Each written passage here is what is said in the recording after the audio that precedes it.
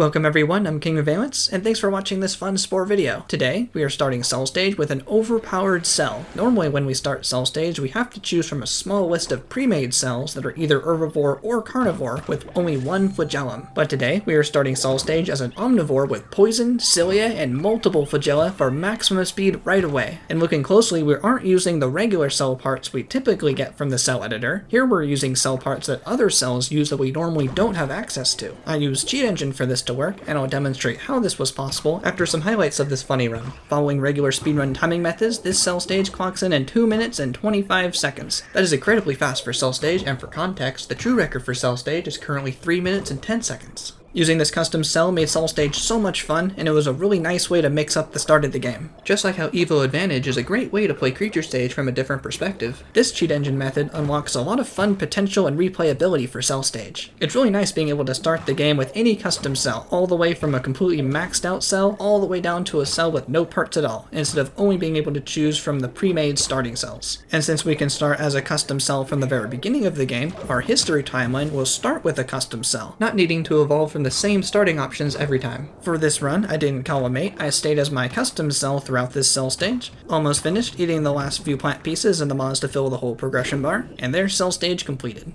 To get a custom starting cell with the extra parts, we first need to access the hidden CellEditor. This editor is accessed by changing the launch target of Spore to include this phrase --state:"CellEditor. For the disk version, find the Spore application and add this phrase after the .exe. I'm using Steam in this example, which is slightly different. Steam uses 2 slashes, then the --state:"CellEditor in the shortcut. This phrase will be in the description for easy copying and pasting. Click apply, and then launch the game, and we'll be brought to this editor right away. This first page holds the regular cell parts we normally get, but these next pages include the extra hidden parts. We can make whatever cell we want from any of these pages, and we can use the Add DNA cheat to create an even more overpowered cell to start the game with. When we're done, save the cell to continue, and the game will load up like normal. To get the cell we just created into the game, we will need Cheat Engine. I always recommend watching a dedicated Cheat Engine tutorial first to feel comfortable with Cheat Engine, but if you're just interested in getting a custom starting cell in the game, then it should be easy to follow along. First, we need to find the memory address that controls what editor we're in. Load into a creature editor, and search for this value. All these numbers shown will be in the description as well. Now we can drag and drop our hidden parts cell as a PNG into the editor.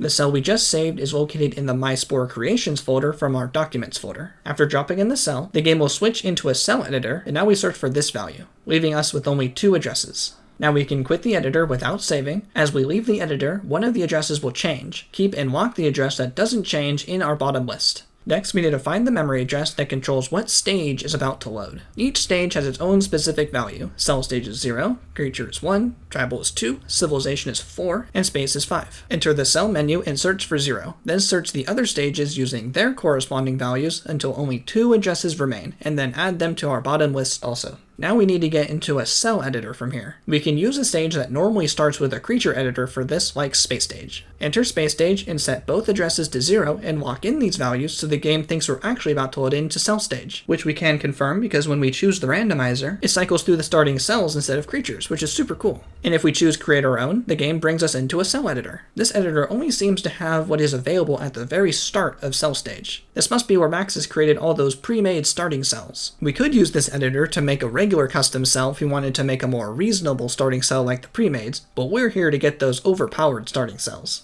The next steps are important. We need another regular cell in our Sporepedia to choose from. Our super cell won't be listed here if it has the hidden parts. For this example, my Sporepedia is empty, so I'll save this default one. Press Ctrl and S to save, and confirm the save. Then we can load up the Sporepedia and select any cell available. This will get the memory addresses prepped and ready for us. With our regular cell, search for 0. 0 means our cell is fully legit and can be saved. Then make the cell mouthless and search for 1024. 1024 means we cannot save the cell due to it being mouthless, which is normally not allowed by the game. Now we can drop our cell with the hidden parts back into the editor again, and finally search for 32. This address with the value of 32 is preventing us from saving because our cell has those hidden parts. But if we change the value back to 0 and lock in this value, we can force the game to let us save and move on. Now we just proceed like normal, select the difficulty, and we will load into Cell Stage as an overpowered cell with any parts we want. Something I thought that was also really interesting is the starting tutorial that usually says we're either herbivore or carnivore actually knows we're an omnivore, and the food we need to eat has a picture of both types of food together, which is also super cool.